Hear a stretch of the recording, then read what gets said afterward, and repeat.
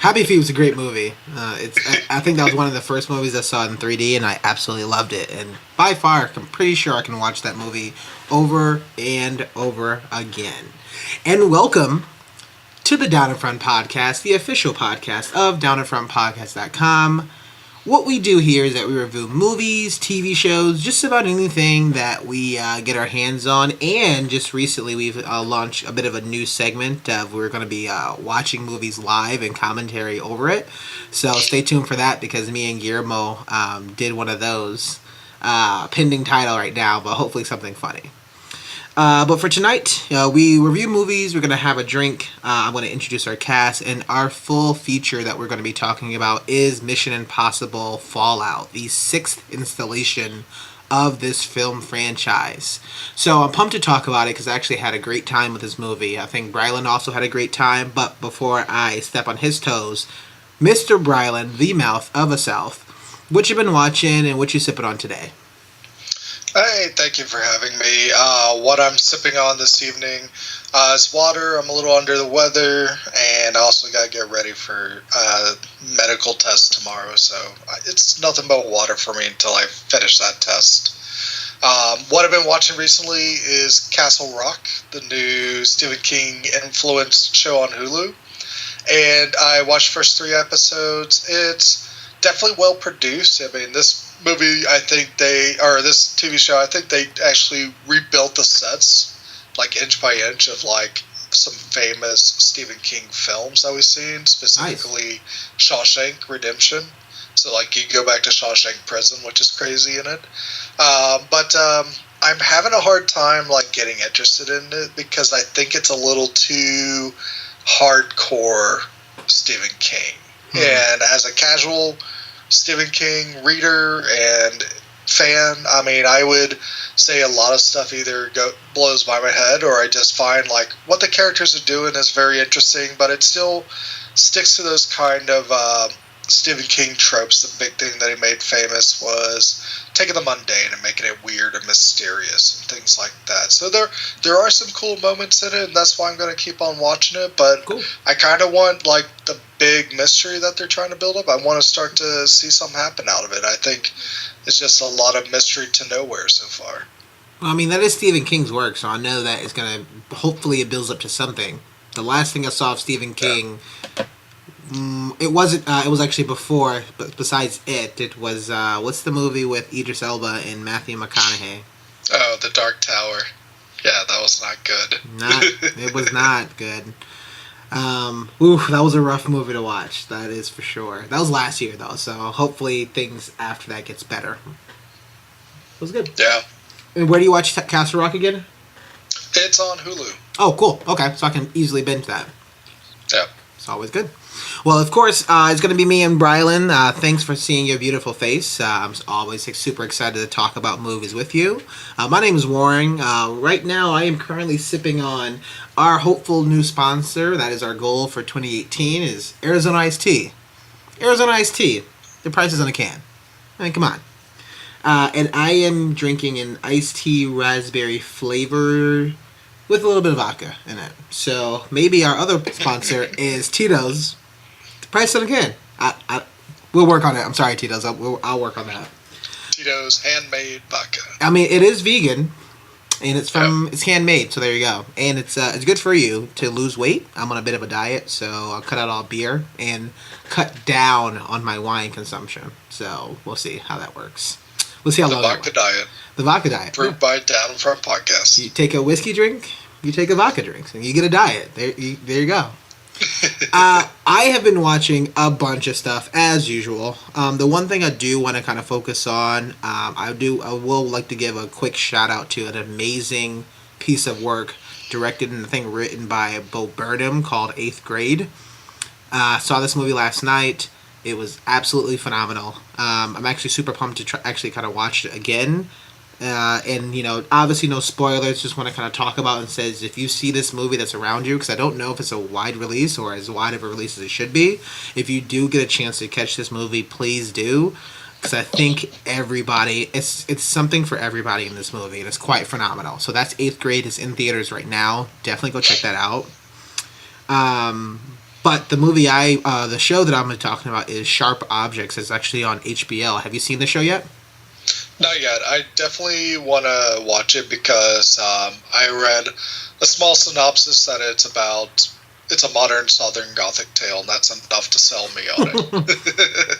Yeah, so it's oh man, I think I want to say, I don't know if it takes place in Missouri, but it's somewhere around there. I'll definitely look it up and let everybody know a little bit later on. But it stars Amy Adams, and I think the one thing that somebody got me hooked was like it was kind of sort of like True Detective, and then I said, "Say no more, fam. You got me. Like I'm on. Let's go."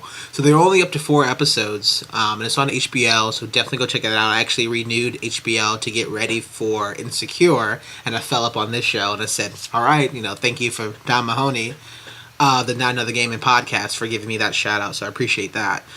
Really, really enjoy the show. It's a very solid, bit of a dark, very, very dark show. It deals with some really, really difficult themes. So if you're not ready for that, first of all, it's an HBO show. So if you're not ready for an HBO drama show, then that's on you. So it basically comes out with everything that's with the HBO drama show. So I really like the actors. I really like the actresses that's in this. It's really, really heavily cast with female characters, which is awesome. I like seeing it's just all around the place, and you kind of follow Amy Adams being a reporter, and hers trying to work on these stories of a most recent murder that has occurred. And so you kind of hop onto there and kind of follow the ride. So definitely go check that out. It's called Sharp Objects. Smart Objects. It's called Sharp Objects. That is on HBO, and their episodes come out every Sunday. So I'm super excited that Westworld's done, and hopefully we get a chance to talk about that. So there's nothing else to fill my Sunday, but now I do. So I'm good. So I'm always pumped about that. Nice. Warren, did you check out Pretty Little Lies? Pretty Little Lies. I did not like the show. I think I probably lasted about maybe a season and a half. No, an episode and a half. I can understand why people like the show. I got into a really long conversation the last couple of days about the show. And my friend says she feels like it is definitely a show that's catered and is a show more catered to females, and I'm not sure, but maybe. I know I just didn't like it, but I know it's not possible for me to like every show. But I know it's phenomenal, and I know a lot of people like it. The creator did this one, so. Yep. Big Little Lies. Big Little Lies. Thank you. I was like, Pretty Little Lies does not sound correct here. So no, that's not it. I was like, all right. It's Pretty Women. There's something else that's Pretty Little Lies, but that's not what it is. But Big Little Lies. Little Lies. That's a song. Sweet Home Alabama. Anyways, I was definitely go check it out. That's Sharp Objects. Playing on HBO, and if you do get a chance, definitely go check out Eighth Grade, because that movie, I think right now, has already creeped into my top 5 of the year. And I'm pretty excited because 2 of my top 5 stars women lead actresses of Tully and Eighth Grade, and obviously the stories are very, very different, but it's a very, very good movie. I really, really enjoyed it, so I would love to talk about it for more a little bit later on. Cool. So I'm pumped today. I mean, I'm super excited. I know you are. I think you probably much enjoy these movies a bit more. We're going to be talking about Mission Impossible Fallout, directed by Christopher McQuarrie. So this is the same director who did the Rogue Nation. And looking at his IMDb page, it looks like he loves him some Ethan. Or, he loves him some Tom Cruise, because his last, few movies are The Fallout, and then it's The Mummy, which was a terrible movie from 2017. Then it's Rogue Nation, and then he had Edge of Tomorrow, and even before that he had Jack Reacher. He also had Valkyrie. So I'm just like, You love you some Tom Cruise, but all right, that's cool. Yeah, Christopher McQuarrie and Tom Cruise, it became like it's some type of creative relationship there. Either Tom Cruise really loves his work, or the other way around. But like, I've always been a big Christopher McQuarrie fan because he wrote The Usual Suspects. He also had a movie that he directed that had Benicio del Toro and someone else in it called Way of the Gun, which I thought was a really cool movie, done creatively well, like for intensity and action moments. So I found that he's like kind of like the right person to kind of spearhead something like the Mission Impossible franchise. Definitely not a subtle franchise at all, but he definitely knows how to create some unique action moments, I think. Well, and I do want to, have a small addendum. He actually is only director of 4 credits, so it was the both Mission Impossible, Jack Reacher, and The Way of the Gun. So thanks for letting me know about that. He was a writer on just about everything else. So Edge of Tomorrow was a screenplay. The Mummy was a screenplay. So he wasn't the director on those pieces of work. So he definitely loves. Huh? I love Edge Tomorrow. I do too. I really, really enjoyed that movie a lot. I think it was definitely under the radar. From what I hear, they may be potentially messing up the title of the next one that potentially could come out, or it's actually already delayed. But we'll see. I enjoyed it. I was listening to a podcast and I'm like, don't mess that up. I really enjoyed that movie. I don't think a lot of people liked it as much as we did, but everybody else is wrong, Briley. So yeah, I don't care. It's cool. But before we get into, our spoiler section, I did want to do a bit of a movie ranking, because it looks like we always do these with these universes, and we did it for Fast and Furious, and it looks like we did it for the Transformers, which I know we need to talk about, and we always do it if there's multiple. So I definitely kind of pose the question of, building an excitement to watch this movie. How would you rank all the other Mission Impossible universe that we're in for right now? How would you rank the Ethan Hunt universe from best to worst? Let's do that. Best to worst? All right. So initially, just to let everybody know, I did not like this franchise when it first came out, and I didn't really get onto it until Mission Impossible 3, which I think is the best one of it. It's got a lot going on for it. I think it probably has the smartest script. It's probably the tightest of all the films. It kind of feels like the most grounded spy thriller of all of them. Plus, it's got probably the best villain in Philip Seymour Hoffman out of the entire series. What he does in that film is crazy and creepy, and it's also, you see him as an actual threat. Mm-hmm. I would say after that, Mission Impossible Ghost Protocol, Brad Bird's directed film. This is like kind of when like Tom Cruise decides to ramp up these stunts he's doing, and him hanging out on the side of the Burj Khalifa, like 1,600 feet in the air, is just like mind blowing. But that's just one piece that they actually have in that movie. They have some amazing action pieces that go throughout, and it's just a very enjoyable film. Third, I put Mission Impossible Fallout. Very similar reasons for that. After that is Mission Impossible Rogue Nation. It's kind of a more boring version of Fallout. And then after that, I'll put Mission Impossible. The first film, I just didn't enjoy it at all. I thought Tom Cruise was bad in it, and I thought that, and maybe it's kind of my bias when it comes to spy films. At that time, I'm a hardcore James Bond fan, and so it was like, Tom Cruise trying to be James Bond? Whatever. This is dumb. And so I didn't really like it at all. And then Mission Impossible 2 is just the hottest garbage ever. Even though John Woo is a fantastic director, he's one of my favorite directors, it was too John Woo-ish and not enough spy film. I mean, too many birds flying around. You don't need that in the middle of a Mission Impossible film. I was actually looking for the birds to fly around, especially because they were like traveling all over the place in this movie. Or I was looking for the lens flare also, because I think what's his face JJ was on this movie for a little bit. Yeah, there were some subtle lens flare nods in this movie. And so I was like, ooh, I wonder if these are in it. And it was. I was like, the other one came in real fast. I was like, damn, he did not waste time on that one.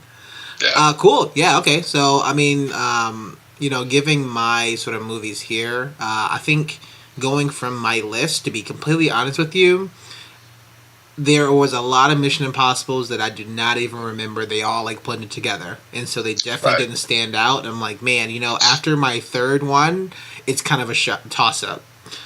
So I think my favorite one, because I remember it so detailed, and I don't think I've seen Tom Cruise in this particular sort of type of movie before, so I thoroughly enjoyed Mission Impossible. That's probably one of my favorite ones. I think it's John Voight was in it, and that was the first time that we can get, at least for me, that was the first time I saw those sort of espionage twists that was kind of like a M. Night Shyamalan, but not as crazy. And so I like how they were kind of kept putting those into the actual movies itself, and I like that running thing that they kept doing. So I thought that was kind of fun. I guess this is another question. Which one had the moment that he propelled from the ceiling? That's Mission Impossible 1. Okay. That's the classic scene of him just right there, an inch above the ground. It's like The Matrix. I think it's like those moments, like The Matrix changed the way that they did it with the cameras, but also what Trinity did in that opening sequence changed the entire game.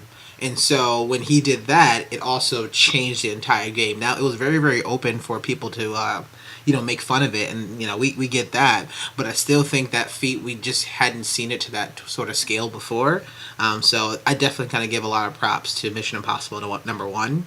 My second favorite, echoing what you're saying, is Mission Impossible 3. I really, really enjoyed Philip Seymour Hoffman's character. I thought that was really, really believable, and I think still so far probably the best villain that I've seen in this actual sort of series or universe.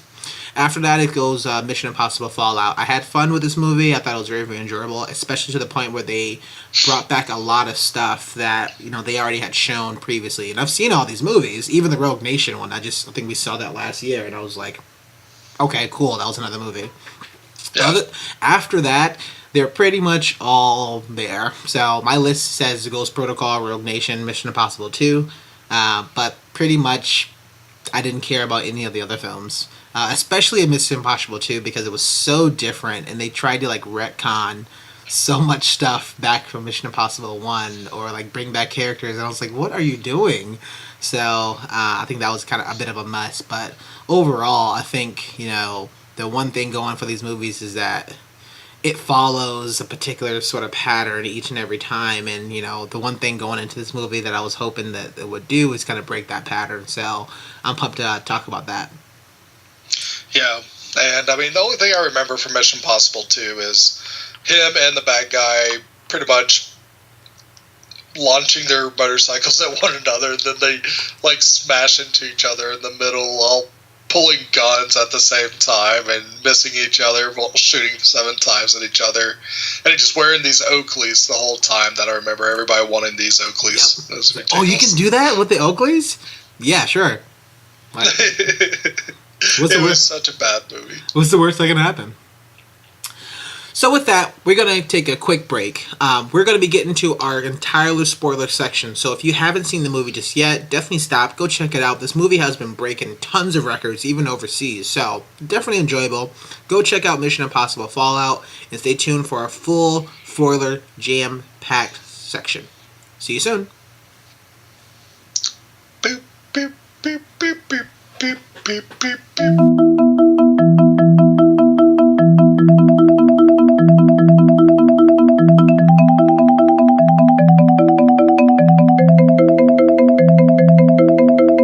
And we are back, and we are the Down in Front podcast. We are giving you our full spoiler edition for Mission Impossible Fallout.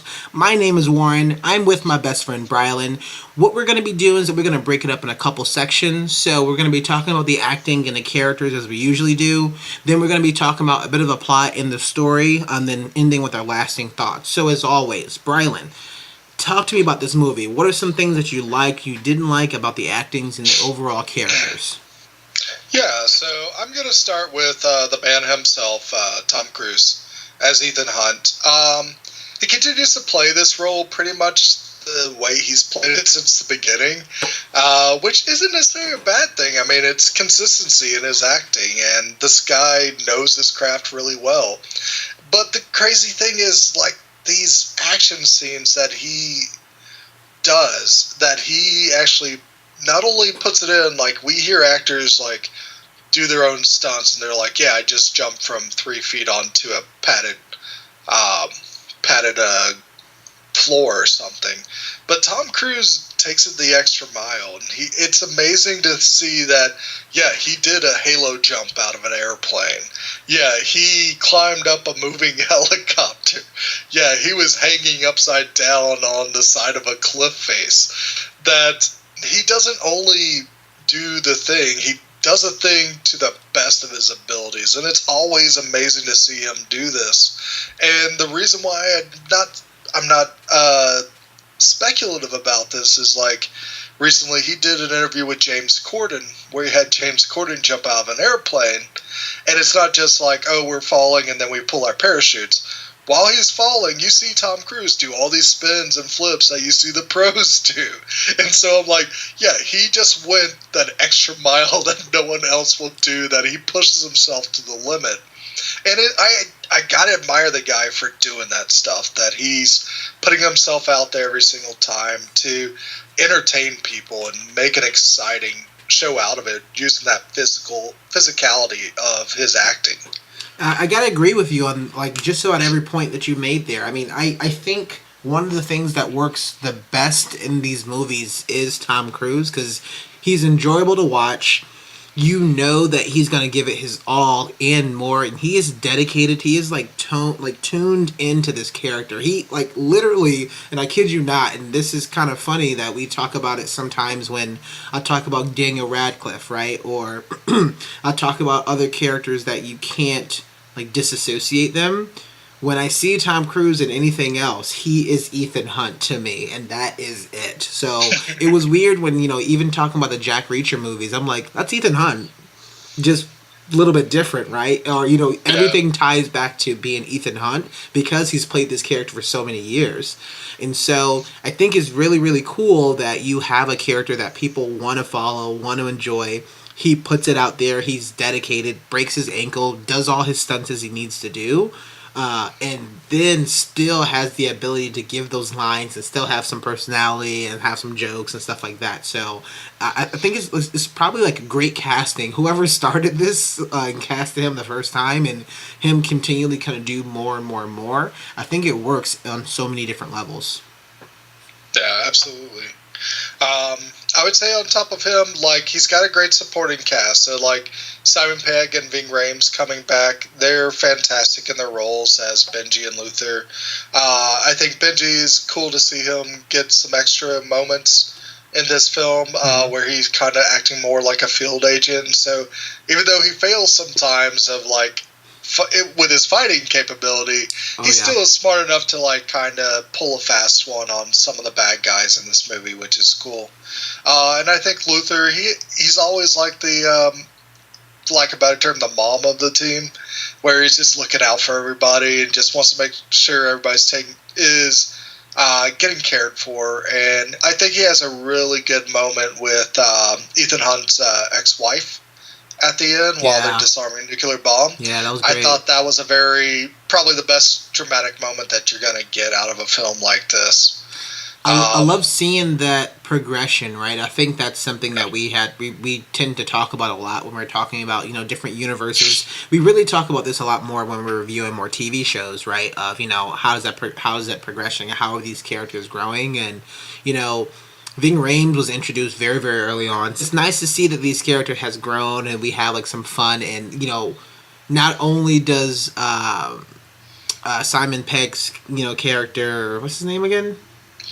Benji, right. Not only Benji's kind of failed at being, like, a field agent, he's kind of super nervous, he's shy, he's, like, freaking out in certain times of... He is, like, the technological sort of nerd. I thought it was kind of weird that he, like, messes up with technology, so I thought that was a little interesting. That's, like, one of the first times that it's kind of... that it felt like he was out of his element with his element. So I was like, that's pretty interesting. That's a different kind of take on it. But the fighting sequence, oh, that was so brutal at the end when he's actually fighting, Lane, and he's not up to it. And I'm really, really glad, right, that we didn't keep getting him, because we felt like we was getting a lot of damsel in distresses, but they kind of did a bit of a gender swap. Benji for sure needed to be he needed to be the damsel in distress. There was no way he was going to fight Lane. There was no way he was going to beat him. And knowing going into it, I was like, how are they going to work out? And sure enough, I thought he was going to kill him. And I think we had talked about this. If you listen to a lot of our shows, I'm a fan of death. I think it would have been great if one of these guys would have died. And I think those are two moments of, early on, Ethan saves Luther and shoots him in the chest twice and loses the plutonium.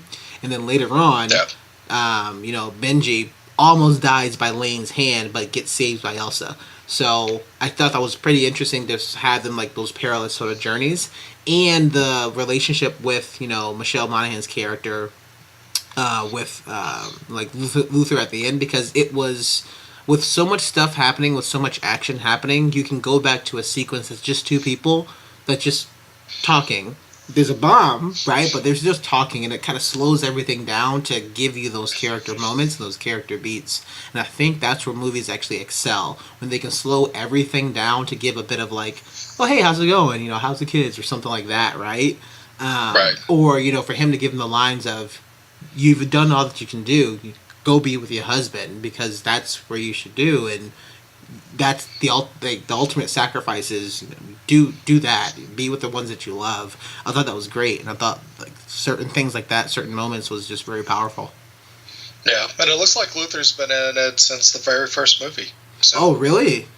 Yeah. Oh, was he like kind of a bad guy? No? I think he was kind of like a counter agent trying to hunt down Hunt. He might have been. It'll be interesting to revisit that film. We gotta watch that. We need to have a live. Yeah. Mission Impossible and chill. That's probably our segment we're talking about. We'll just watch all the Mission Impossible movies and be like, "Oh, do you remember this?" Nope. I remember John Voight. That's about it. What about when did you take a look at when Simon Pegg started? It was 3. 3? Okay, cool. Yep. What else you got? I want to talk about Henry Cavill a little bit. This guy's physique is crazy. Amazing. I mean, he's taller and bigger than anybody in the room at any given time. Him punching through a wall does not seem far-fetched at all. This dude, like, any moment he's on the screen, it's just like, you don't want to mess with this guy. This guy's a badass, and he doesn't really get much to say or anything. It's more about his presence or anything. But I think it's really neat. We've seen him play like a spy in The Man from U.N.C.L.E., Yes. where he's more James Bond, suave, debonair, lady charmer. Here he's a cutthroat assassin. And I think it's really admirable that they're two different types of characters, and like even his American accent is totally different in this one compared to that movie as well. I think it's crazy that that if you're going to get someone that's going to be physical enough to compete with Tom Cruise, like Tom Cruise is like physical in a different way, to have this like brute force versus a scalpel, like as Angela Bassett So stupid. talks about. Such a stupid line. I hated that line. It's a corny line, but for what this movie is, I think he works as this surprise villain that they have, even though it's not that big of a surprise.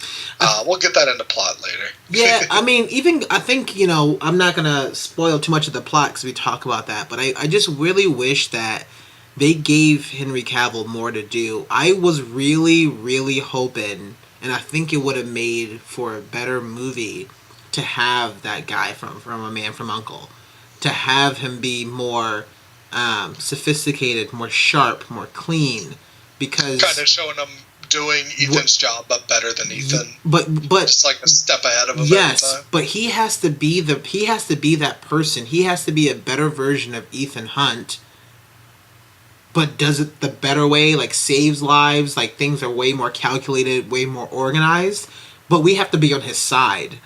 You know, Right. And I'll go into that one a little bit later. But that was like the one thing I was really bummed because arguably, I think if you're looking at the entire movie as a whole, Henry Cavill is by far the more superior actor than anybody else on film. Anybody else here in this movie, sorry. But to the fact that you gave him background lines and this little arm cock that everybody's like super excited about, but I'm like, no. That's not even a lot because he actually in that fight sequence lost. He lost quicker than Ethan Hunt lost, and we is already established his character as an assassin that's the world like even better than Ethan Hunt. But what we got wasn't that. And I was really bummed that they really downplayed it, and I'm wondering if it had anything to do with fucking Justice League. And I really believe that I wonder if they had to do, like, shoot around it or do, like, a bunch of stuff because of Justice League. And I felt like, I wonder if it kind of clashed for some reason. Well, I mean, for that thing, we know the story that it was Justice League that kind of got hurt by that because they wanted him for reshoots because, I mean, the majority of Justice League was filmed by then. Mm-hmm. It was just they needed him for reshoots. And they said you can't take the mustache and you get the infamous CG Superman face, which looks terrible in that movie. But the mustache wasn't even needed in this movie. It was so it's so silly some of the things that they chose to do. The choices that productions make for some reason, I mean, probably don't make sense to anybody except for what they were envisioning at that time.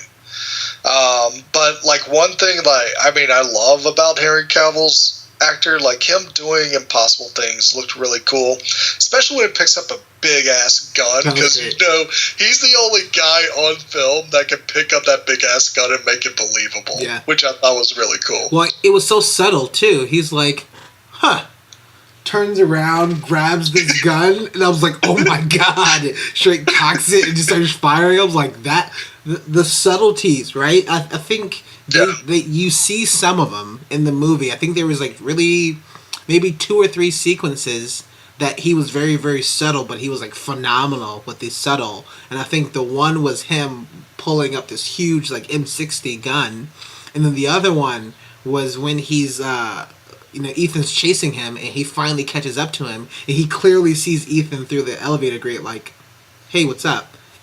Casually pulls out a gun and says, I can't do it as much as I want to, but I'm going to break you down and show you this photo that we actually have Julia, and I'm her guardian angel, which is Ethan Hunt's like ex-wife. And I'm like, that's like that's good. That's the subtlety. That's good. We need more of that stuff. Not him looking like a buffoon, not him failing. Because the first thing out of the gate that we see is they get ready to jump out of the plane, and he's being an asshole, and we're already meant to not like his character because he disconnects Ethan Hunt's oxygen, knowing that Ethan Hunt turns his oxygen on, and then he gets zapped by a bolt, and Ethan has to save him.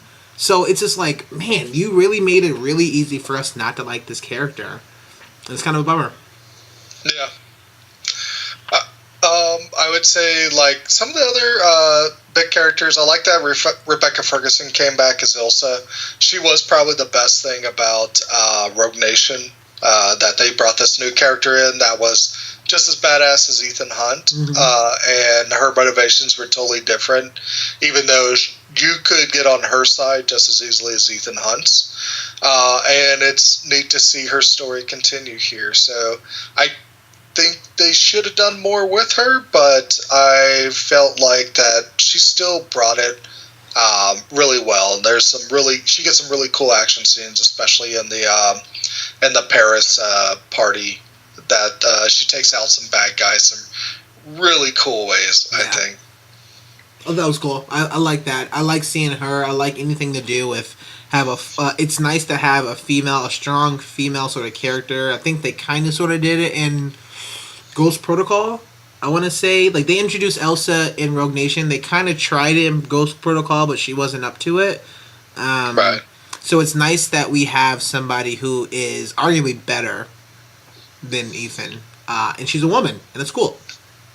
Yeah, and I like that when she has to butt heads with Ethan, that none of them hold back. Like him running over her while she's on the motorcycle. I mean, I thought that was amazing. Great. That they're not gonna pull punches. It's not like your clean cut love story. They definitely have feelings for one another, but they're not going when it's the mission that's important. They're not going to let anything get in their way because that's the type of mission they're on. I would say some other bit parts I liked. Vanessa Kirby as the White Widow. She's Princess Margaret in The Crown. She's very sexy and sultry. She has a look that fits right into like what her role's supposed to be.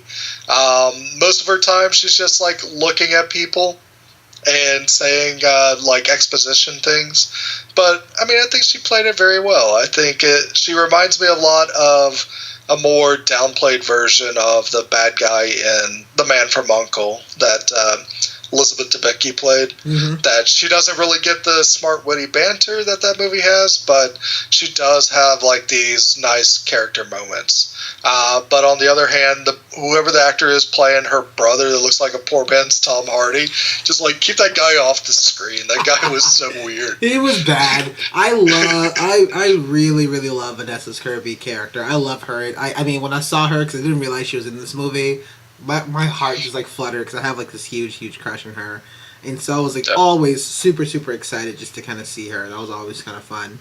But Frederick Smith, whose name is Zola, so apparently that is the poor man's Tom Hardy. And I wanted to call you out because I saw that in the note, and I'm like, that wasn't the guy from Upgrade. Upgrade. This was like the even more bargain budget Tom Hardy.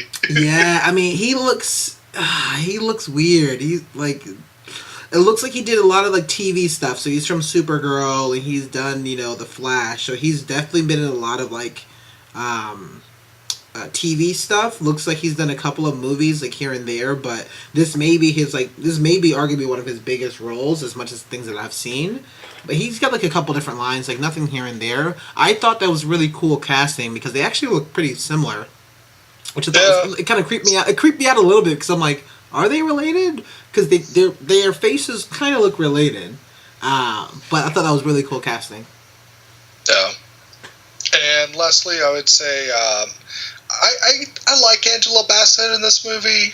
We see her a couple times, but first time, I mean, she is definitely this hard-ass CIA director that took over Alec Baldwin's job after he became the IMF head. And I feel that she has just a little bit more personality for that type of role. I'd say that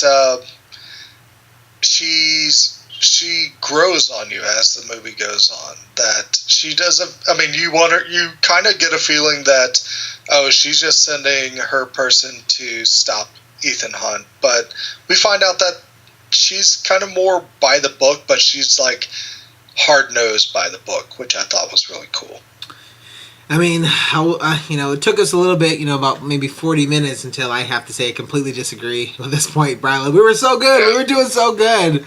The biggest issue, because, I'll see Angela Bassett in this movie, and I see Angela Bassett in Black Panther. Obviously, two different movies. Oh, yeah, two different characters. Yeah, two different characters.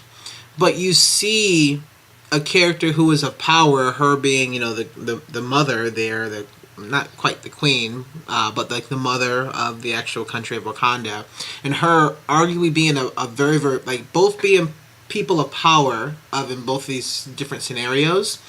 She's got maybe, arguably, a little bit more lines in Black Panther, because she definitely have more screen time there, so you definitely have to give the nod there.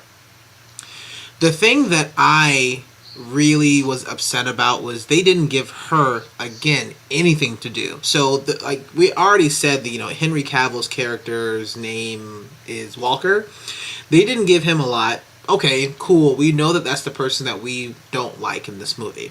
But Angela Bassett, she's basically being played games, and for her to be the director of the CIA, to not do your homework and to be fooled as easily and to be like, oh, whatever, I'm just going to take everybody in. And it just felt like it was just broad strokes of, they didn't really give a shit of her character. Like, we got some complexity with Alex Baldwin characters previously. So I have a bit of an issue here because Alex Baldwin's character, when it was announced, it was very different. Jeremy Renner was there, and it felt like it felt like clearly in the past they had that character that was way more developed. They put more time in his character. They know that he had to be a foil, but not really, and it was kind of funny, and it made it so that we wanted to like this character because, of course, he joined up and we're supposed to like him. Angela Bassett in this movie was literally just there to be like, oh, I'm a person that, like you said, is by the book, but there's nothing else. So I'm only going to believe one thing that somebody's going to say, and I'm just going to go with it. And that's it. I'm not going to look into my sources. I'm not going to look into anything else. I'm not going to try to judge and try to figure out. And I think they tried to make a bit of a subtle hint when Walker, Henry Cavill's character, hands over the phone that doesn't have a bullet hole in it, right? Or it's not broken anymore, that it's fixed. So that's already a tell for the audience. It says he's dirty, he's doing something dirty. But there was just nothing redeemable about her character. There's nothing that she did that was good up until the fact that she shows up at the end to save Ethan from the cliff. And that was it. And so then they have a voiceover. And I was just kind of bummed that they basically kind of put her on like the outskirts. And they just felt like they just kind of wanted a strong black female woman, actress, which is her, being in a powerful position, which she was, but didn't give her anything to do. And I think she only had maybe 4 scenes in the movie: the beginning, the middle, the kind of sort of twist, the turn, and the end. And so it's like, come on, man! Like, if you're gonna put her in the movie, use her. She's also another great fucking actress. Arguably, could be the second best performer in this movie, but she was just kind of underutilized, and that was kind of a bummer.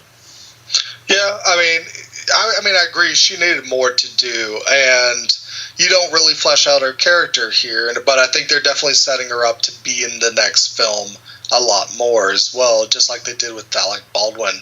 I just found that Alec Baldwin's CIA director always came over as like, oh, Ethan Hunt's just gonna pull a fast one on him. Mm-hmm. At any time, and it's just like, oh well, that's what Ethan's doing. I feel that the way she approaches this character of being this kind of bit more brutal on the nose person, that she's not going to take a lot of bullshit that Ethan would usually get away with, which would be interesting to set that up as if she has to step into like more of that director role for him in the next film. That and maybe this is me just like high hopes for what the next film would be. But I find that, that first scene I thought was really bad with her and Walker being introduced. A lot of cheesy lines, like you said, like, you use a scalpel, I prefer a hammer type of thing. But also, I think it was cool to see that out of all the people she trusted was Alec Baldwin's character the most. And so, like, when they reveal who Walker is, it's cool to see that that even though, you found out who the mole is and everything, that, I'm still going to do this my way and nobody else's way. And that's when the soldiers come in. But we even see, like, and this is not to her, I mean, I guess, make sure your soldiers are the right soldiers. But exactly, man. That's the thing about the syndicate or the apostles, whatever you want to call them now, that they're everywhere and you can't find them because they're invisible type of thing, which is, the silliest villain ever. Very very James Bondish, overly James Bondish, and I think too James Bondish. There was some. I'll talk a bit about the plot. I mean, arguably the entire plot is very overly James Bondish, but I mean, it's interesting to know, and I like a couple of the call-outs that you make there, because if they are setting her up for this next character, I think that'd be great. I would love to see Angela Bassett and Tom Cruise, like, battle against each other. Because I don't think he's ever had a female character. He has Elsa, but that looks like that's going to be more of like a love thing. And so, arguably, I don't know if Elsa's going to be in the next movie, because it doesn't make any sense. But we'll see, right? Whatever. But if he has to have somebody that has to be like his foil or somebody else that has to be kind of above him, it'll be interesting to see if it's Angela Bassett. The one thing that I'm curious about is Alec Baldwin he died, so Walker killed him, stabbing him. So it's curious to see what's going to happen with the team now. I gotta go from there. Yeah. And I would say the last character I thought, and I just think he was bland in Rogue Nation. He's bland. He's kind of bland here. I didn't even know it was Lane still when I first saw him, because they put him on his beard and everything. I'm like, is this even the same person? But I had to even look it up. Yeah, it's the same actor and everything. So I was kind of confused while I was going, like, I mean, are they continuing what they were doing in the last film? So I was like, with Lane, I mean, he's just kind of stands there to be the archetype Bond villain, and I hope that they, going forward, and I think, did Ilsa kill Lane at the end of this? No, just knocked him out. Yeah, they just captured him again. Fine. Yeah, they gave him over. They like, this is not. I don't think we're gonna talk about this in the plot, but they gave him back to the MI6 division. Like that's right. British through government. the White Widow. Yeah, exactly. Through a broker, and it was White Widow. So yeah. Yeah. Yeah, hopefully they don't bring Lane back. I don't need a Lane trilogy right now. One thing that, about the Lane's character was they messed up that reveal by opening this movie with that dream sequence. Yeah. And I felt, kind of Avengers, spoiler alert for Avengers, of people turning to dust. I was like, you can't do that anymore. I'm just going to think of Avengers, and that's it. So they kind of ruined a lot of the movie, because I didn't realize Julia was going to be in this movie. I didn't realize Lane was going to be like once you open up with a dream sequence saying, hey, this is what the movie may be about, the entire focus of the audience is going to be solely on those two characters, because now I'm basically waiting to see these characters. And sure enough, the two big reveals in this movie, now there's more, but two of the biggest ones are who they're going to save and why. And they kept asking this question of, well, why do they have Kashmir? Why are they selecting Kashmir? Why is there like a medical thing in Kashmir? Like, they asked that question early on, and then we find out the fact that it's because Julia's there. And so it's just like... No, I thought it was because Wes Bentley was there. No. Who's great, but no. Yeah. And so it's to the point where I think they did themselves a bit of a disservice there. And I thought it was kind of funny, because when the first time I watched this movie, also, side note, we definitely need to talk about how we watched this movie, because we can't gloss over that. Yeah, so in a second. But when the first time I watched this movie, I watched it on one of the screeners, so I had like a free ticket. Although I was going to see it anyway, I was like, I like screeners, or I like, early showings, because they don't have any trailers. We all know how I feel about trailers.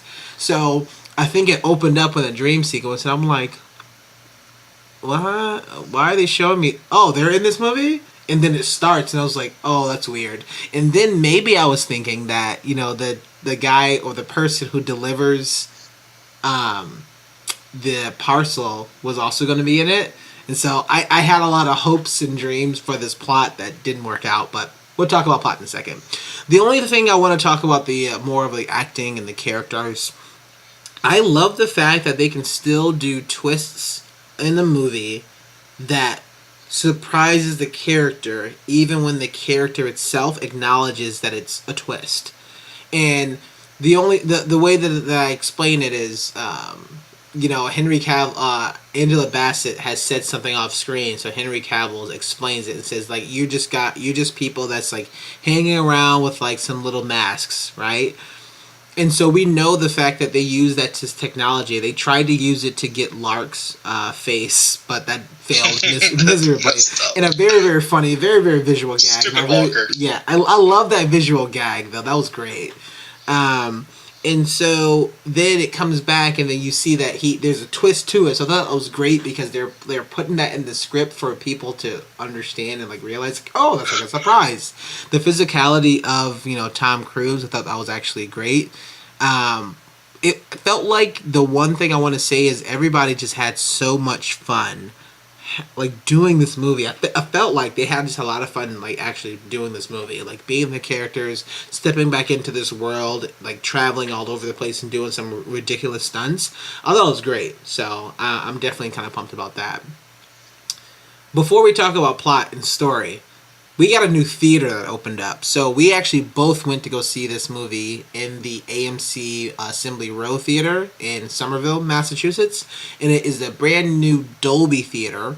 Has the Dolby surround sound, the sound that moves, and the 8K screen. Brylan, you told me about it first, and I did not realize it was open. And I would say I was a little hurt. You didn't tell me you were watching this movie because you knew I was off, and I was like, "Bitch, I live right down the street." I didn't know you were off. I'm all what? I'm off on the weekends. You know that. It's okay. Yeah, you saw us. Yeah, you said, "Oh, I'm gonna watch it." I was like, "This motherfucker." I'm not even home. I'm so upset. But tell me about your experience of checking it out in the new Dolby Theater. Maybe this Dolby Theater is so good that I think this is one of the best shot films of this year because of it. Every single set piece looked fucking phenomenal. Like when he's running on the rooftop of in London, it's like the most beautiful London landscape you've ever seen. When him and Henry Cavill are fighting on the cliff at the end, you're just like, I kind of want to go take a vacation there. It's a phenomenal experience. It's like one of the best movie-going experiences I've had. There are like, I think the way the movie shot is always going to play a role, and you can see some artifacting and graininess because I doubt they shot this movie for 8K, but it still looks beautiful on that screen. And also the sound's fantastic when like a train's going through or when there's like rumbling when they're jumping out of an airplane. You feel that in your seat too, and it's really cool just to be kind of the best way I described it to friend of the show as Guillermo is that it's not about you feel like the train's coming at you. It's kind of like you feel like you're on the train while it's rumbling. And that's kind of the difference to this. And That is good. I definitely want to see more movies like this. It's a fantastic experience. I mean, I was super excited. The first time I saw this movie was not in the Dolby, and I was really upset that I usually had never seen certain movies that's not in like either IMAX or something that's like heightened, right? Either a bigger screen, better quality, better sound. I saw it, I got in for free. Went to the Boston Common, which they have the Dolby theaters, and I was kind of surprised they didn't put this. They don't have Dolby theater, excuse me. They have IMAX theaters, and I was kind of surprised they didn't put this in the IMAX theater. But I guess it was a free showing. They only got one sort of type. But I went to go see it there. Literally had the first row of this. So my first watching experience was not the best. Then got a chance to go get those comfy seats. I love the sound. Like the screen itself was like ginormous. I thought this movie was like perfect for it. I'm really hoping that they, like, I think this movie may leave that theater this week, and then may open up with something else. I have no idea what's gonna go because I don't think there's any bigger movies this weekend. But it'll be interesting to see, some of the movies gonna roll out for there, and if they're gonna convert more and more of their theaters. Because right now they only have one, and that's literally the theater number 1 at Assembly Row. So it'll be really cool. But I really enjoyed. I mean, the seats were comfortable. They were reclining. They had just a lot more space. The one thing I really enjoyed, and it really reminded me of the RPX theater that's over in Fenway, because a lot of those theaters that they have there, the seating is kind of similar. They have the space that people can, like, I'm literally laying down, and I'm a little. People can still walk by. Exactly. Well, kind of. Me and you, not so much. Not so much. I'm not very tall, but I'm 6 foot, so I still had to hike my feet up a little bit, but. Usually if somebody's like under like 5'7", 5'8", somebody can easily lay down, somebody can easily walk by instead of doing the excuse me sort of thing. So I thought that was great, and I am curious though. I'm pretty sure they took out a lot of seats. They did, yeah. So, it's definitely limited capacity. Yeah.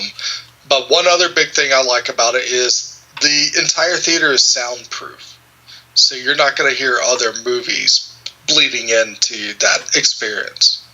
That's cool. I did not realize that. That will be actually huge. I just recently watched a movie that was clearly not soundproof, but I just feel like all theaters should be soundproof. That's a little silly, but Yeah. anyway, let's get back to our review. But we love Dolby Theater, so thank you AMC, thank you Dolby. Let's talk about the plot. Let's talk about the story. I know you have a good amount of notes, and you have a lot of you have a bit of a checklist on these actual notes. Yeah. So I'll toss it over to you, and you have the floor, my friend.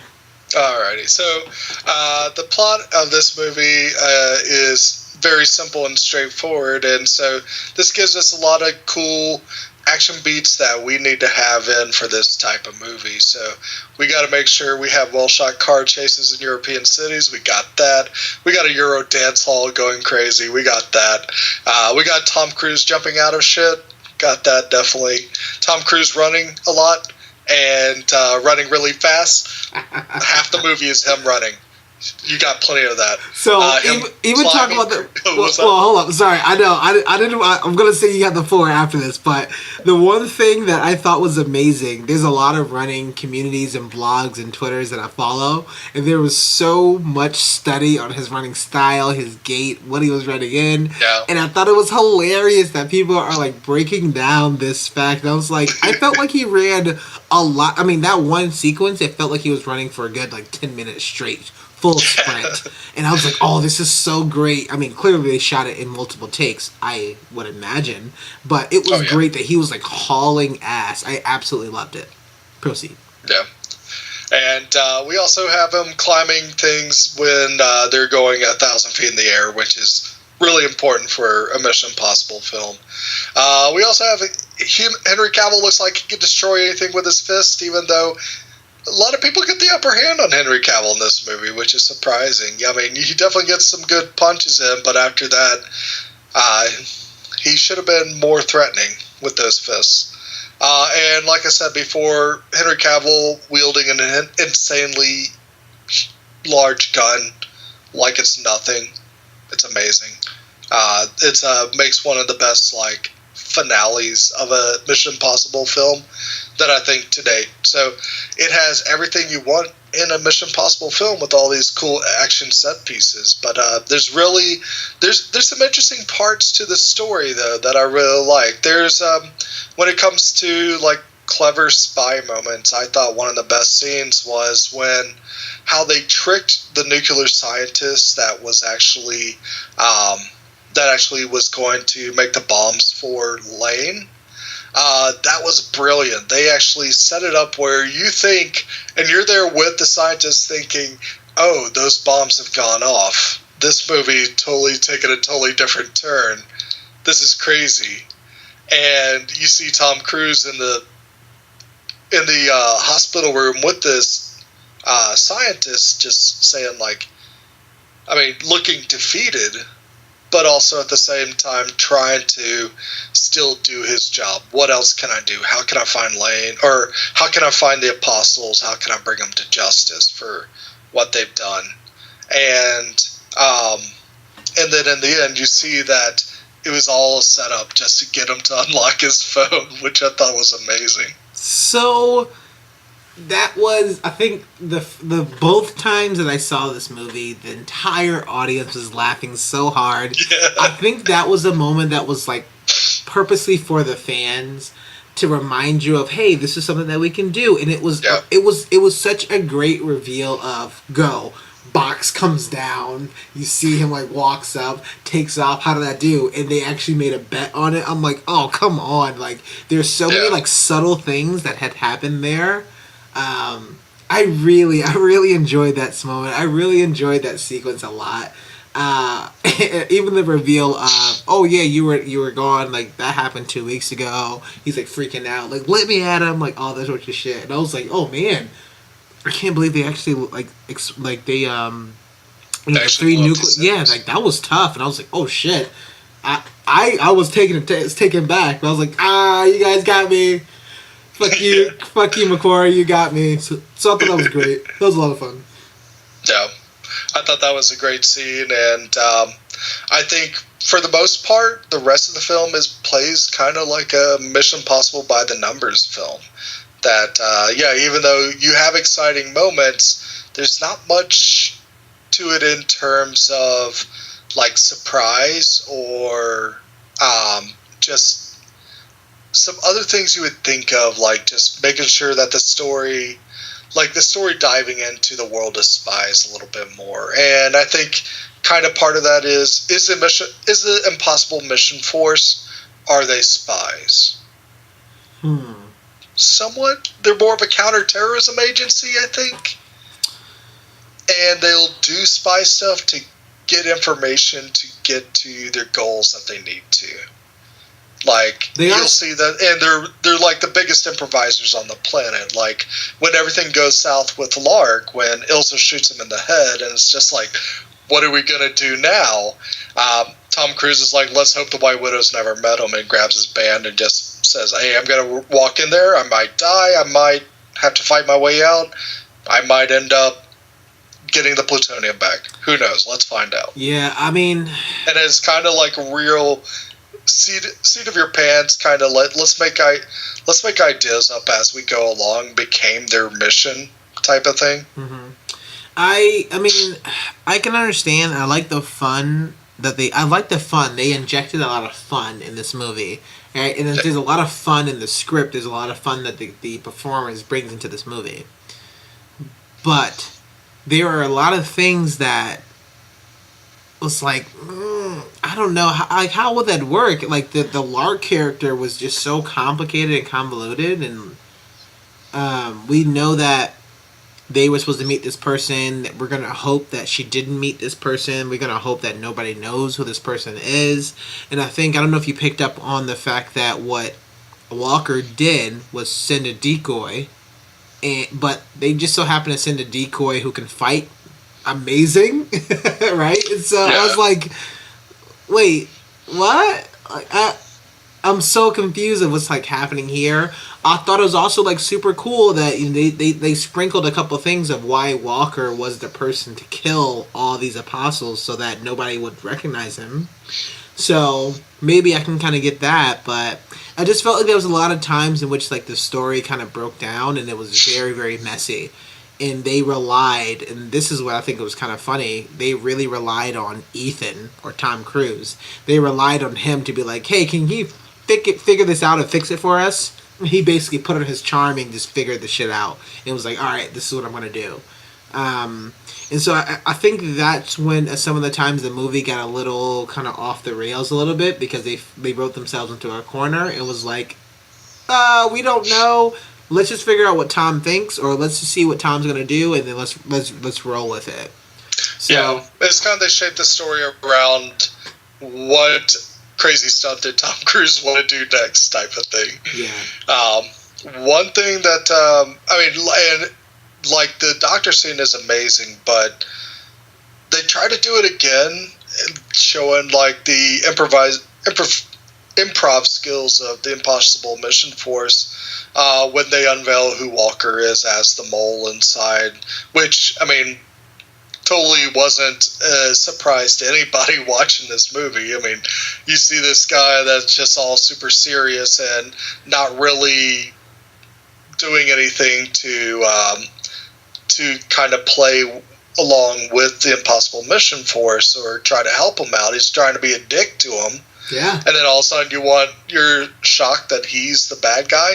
No, not really. So, but I thought, it was a fun setup that they did. Just having, kind of doing the switch with Lane and actually leaving Benji with the Lane mask back in the cell, and then taking the real Lane with him. And then he starts talking to Lane and Benji plays along with him. And then there's they reveal that, and they're streaming it to Angela Bassett the whole time. So, fun set piece, just doesn't really lead to anything. So, I think the one thing that I was really upset about was, we had seen, and me and you just went and watched 2 movies. We had a double feature. And I think one of the funniest things that we've done was watch this movie and, lean over to each other and says, oh, that person's evil, right? That person's a bad guy, right? And that person's a bad guy, and that person's gonna die, right? And so we saw Skyscraper, and we saw Equalizer 2 on the same day. And in both instances that happened. So that's very, very fresh in my mind. And we saw that in the weekend. I saw this first time I saw Mission Impossible was on the Monday. So very, very fresh. I saw those two movies on Saturday. I saw this movie on Monday. And then the first sighting of Henry Cavill's character Walker, I'm like, he looks evil, right? So he's gonna die, right? And sure enough, I was like, "Oh, I'm not surprised that you're not surprising me. How are you surprising anybody to know that he's gonna die?" And he's evil. He literally looks terrible. He looks evil, and on top of it, what we were talking about before, we are meant to not like this character at all. So it blew me away the fact that they did it so easily. And they didn't do any sort of like misdirection, or they didn't do anything for me to like actually like this character. They tried some misdirection to see that Ethan Hunt was like behind it for the entire time, but the audience knows that's not true. So I was confused if they're only doing that for the audience in the movie, but we don't believe it. So we're literally sitting there as the audience saying that's not true, but it doesn't.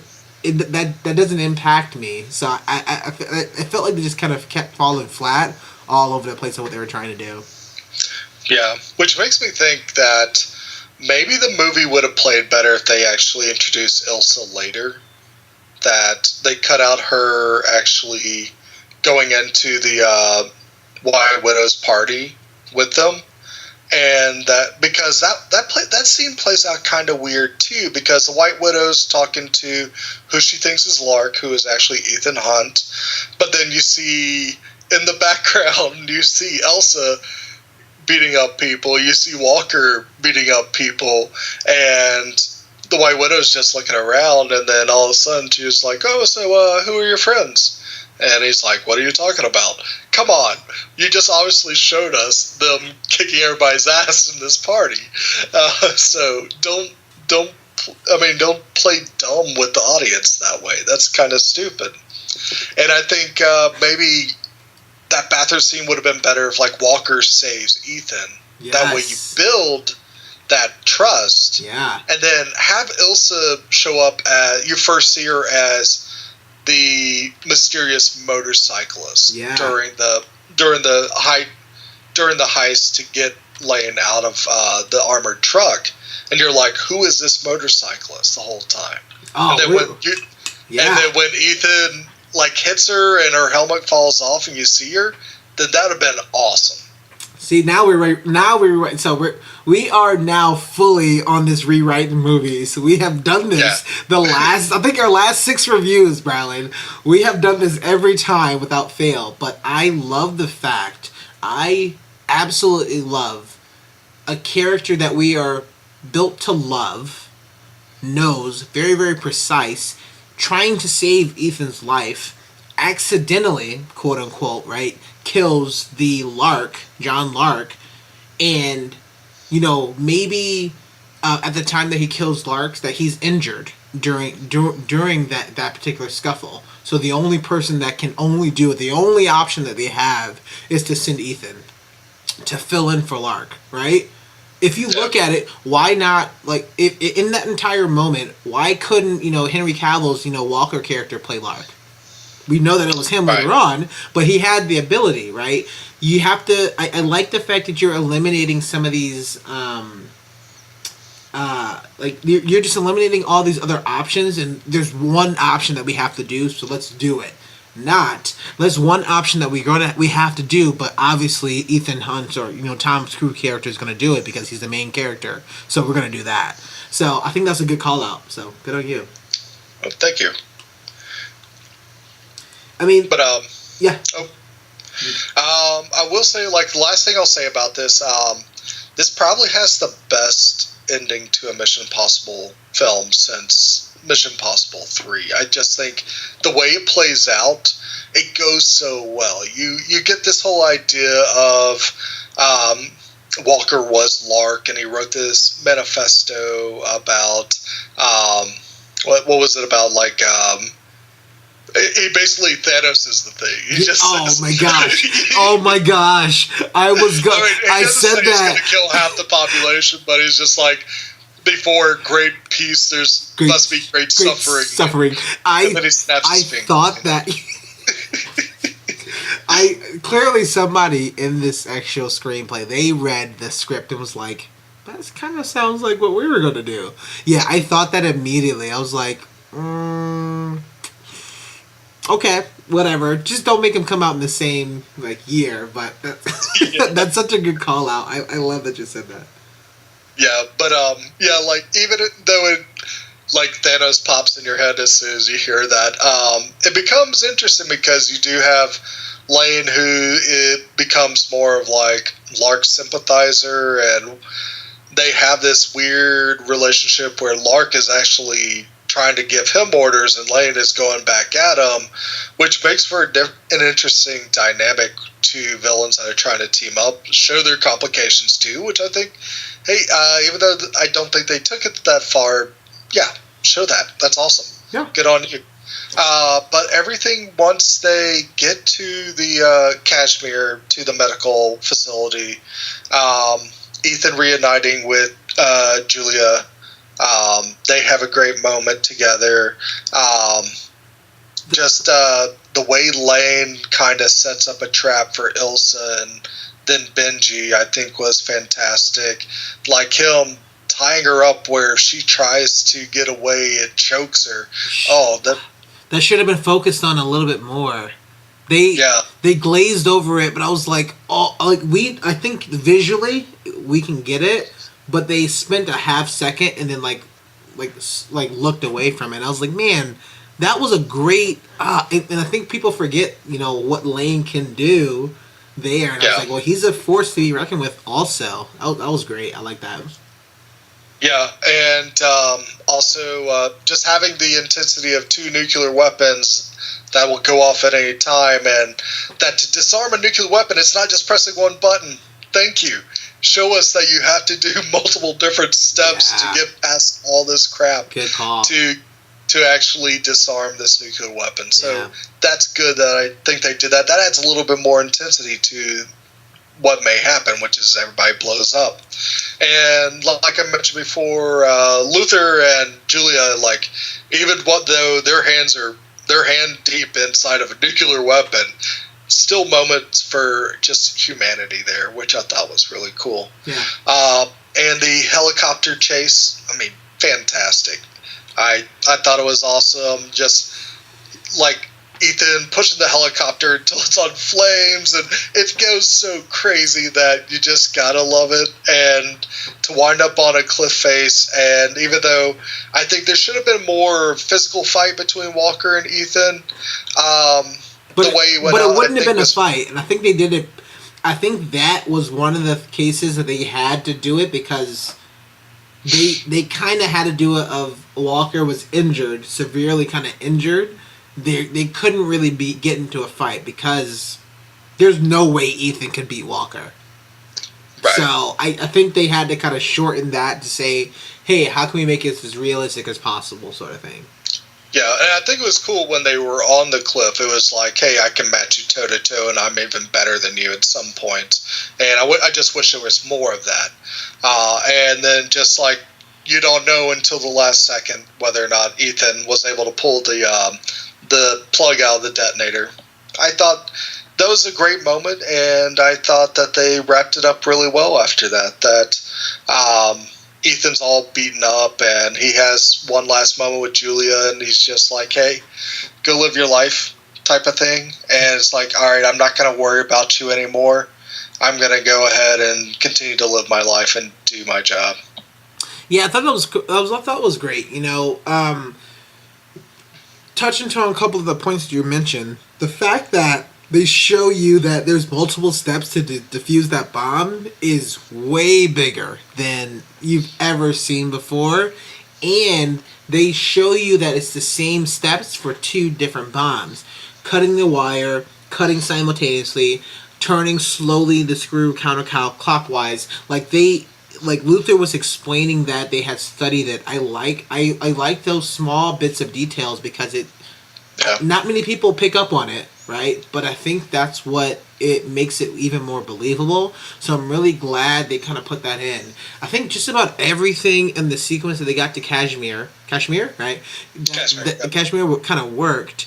It definitely felt like Benji solving the fact, like how to defuse the bomb was a little bit easy, but that's okay. I can forgive all the ridiculousness that's the helicopter sequence. That's okay. I'm all for it, right? It's ridiculous. What's payload? Oh, it's ridiculous. It's over the top, but it's a movie, and I really enjoyed them doing that. So I'm all about that. So I don't have any issues with just about anything in that sequence at all, in the entire sequence. The one thing I did have an issue with, and it was something small, but it's, Lane is clearly beaten. He's tied up by Elsa on the floor, and he's like cackling, says, "You'll never win. You'll never win." And clearly they win.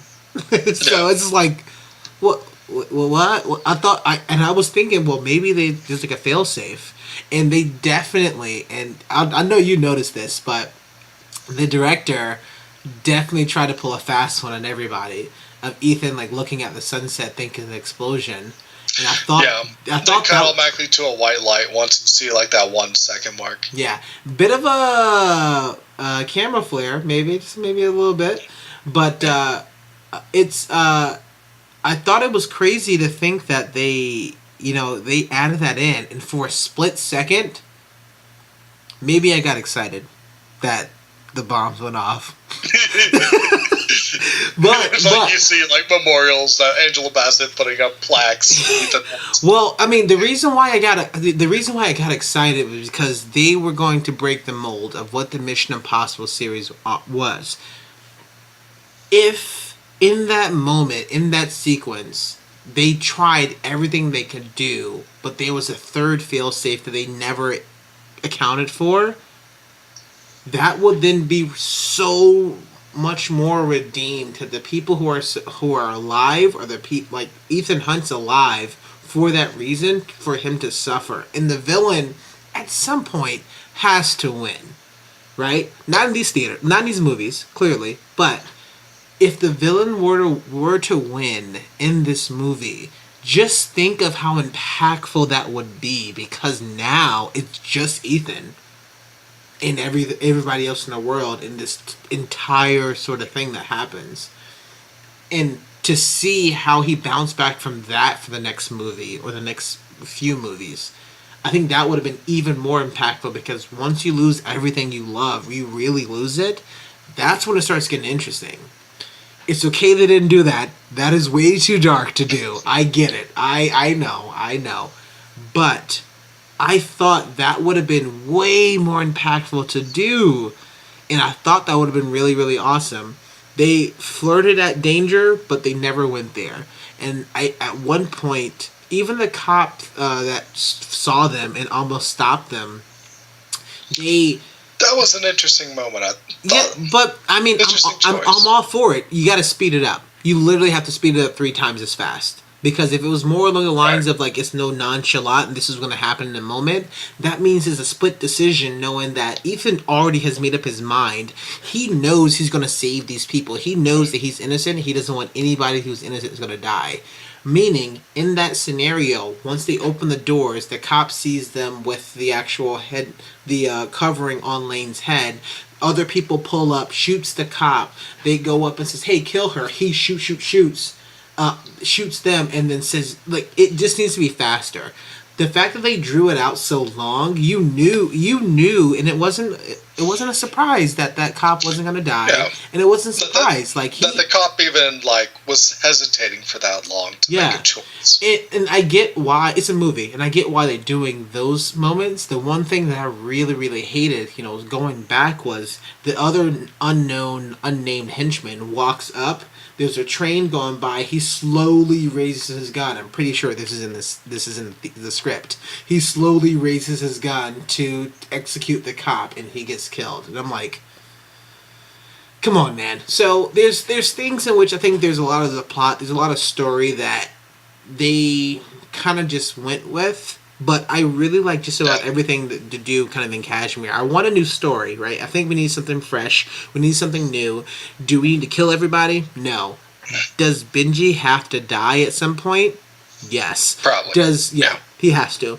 Does Luther has to get out of that truck? Yes. Do you know why? Yep. Because Benji's out in the field causes issues. Luther in the truck in this movie causes issues. Ethan in the field itself causes issues. So Luther needs some exercise too. I mean, Van Graham's a big dude. So I think it's interesting to see if they want to kind of change some stuff up. I thought it was really, really cool.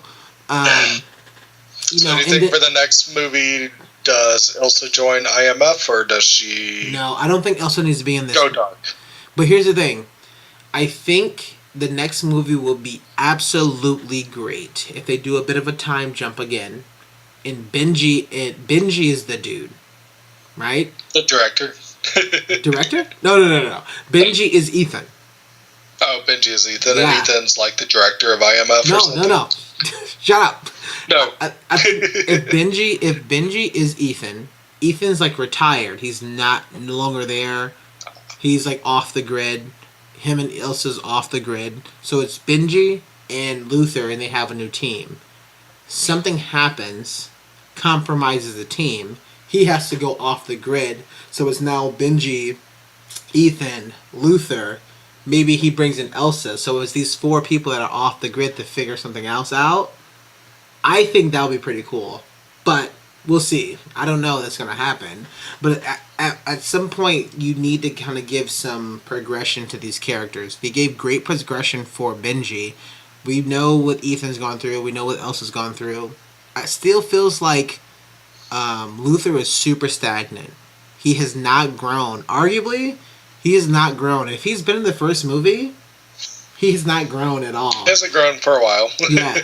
And so you have to show a little bit of change in his character. He is a little bit softer. I'm pretty sure he was evil in that first movie, or at least he wasn't entirely sure. I want to say he was a foil to Ethan Hunt. Yeah. In some way. Okay. So I think you at least have to show that, and I think that will be like very, very fun. I think that will be an enjoyable film to watch. Yeah, I would agree. So Brylan, with that, give me some of your lasting thoughts for Mission Impossible Fallout. I think Mission Impossible Fallout was a very fun action film. It's definitely kind of like on par story-wise when it comes to Mission Impossible series, so it doesn't really elevate it in any way. It's just fun to watch Tom Cruise do these crazy death-defying stunts all the time. I'm glad that he does take this extra effort to make it look as real as possible, but also at the same time you're just like, wow, Tom Cruise is so crazy, but at least he's entertaining while he does it.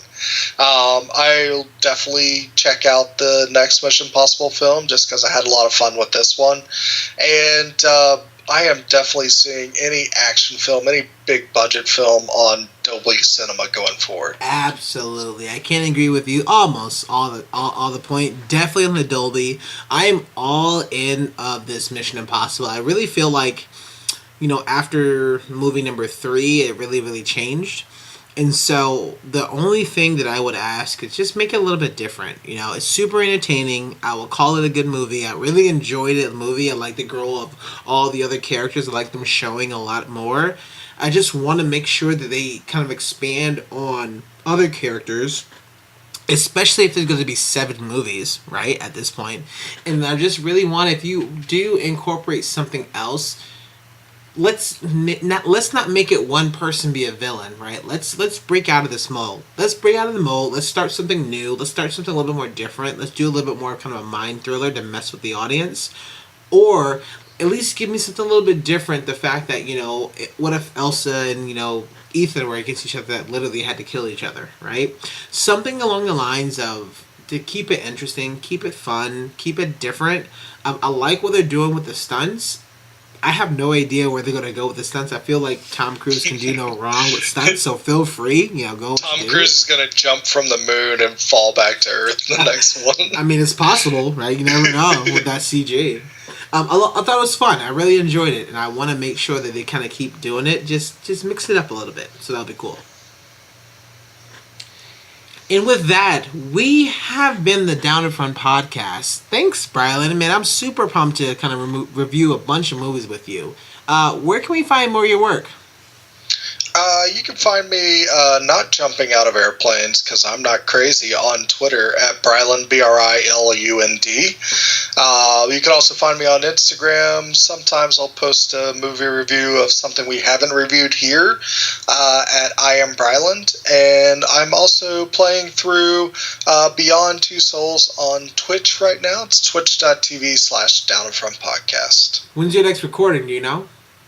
Hopefully very soon. Been under the weather a little bit, so hopefully when that clears up, I'll be good to go. Gotcha. We can definitely find more of our work. We're literally everywhere that you do listen to a podcast. So downandfrontpodcast.com. We're going to be on Facebook. We're on Twitter. We're on Instagram. We're on Reddit. We have an email. I mean, we're just about everywhere. Our email is thecrew@downandfrontpodcast.com. Check out our website at downandfrontpodcast.com, along with our Twitter at _DAFP. That stands for Down in Front Podcast. And there's a little underscore to make sure people get down. We can mess with your minds. Check out our Facebook, facebook.com/Down-in-Front-Podcast. If you like what we do, we're definitely going to say, feel free to kind of sign up for our Patreon. What we're going to be doing is that we have early episodes. We have even bonus episodes.